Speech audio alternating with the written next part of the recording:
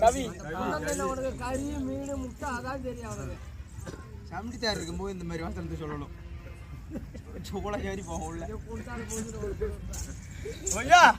இது யாரு பாட்டு? அட பனிராம சாமி ஊரை பாடி ஊரை பாடியவர்க்கு அது முறை பெருமா.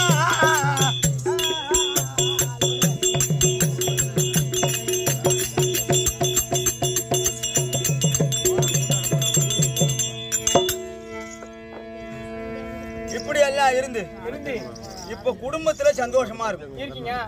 சந்தோஷமா இருந்தாலும் இன்றைய நாள் தினத்துல பேசாதா தயால முட்டோன் பால சண்முகன் நான் சந்தித்தா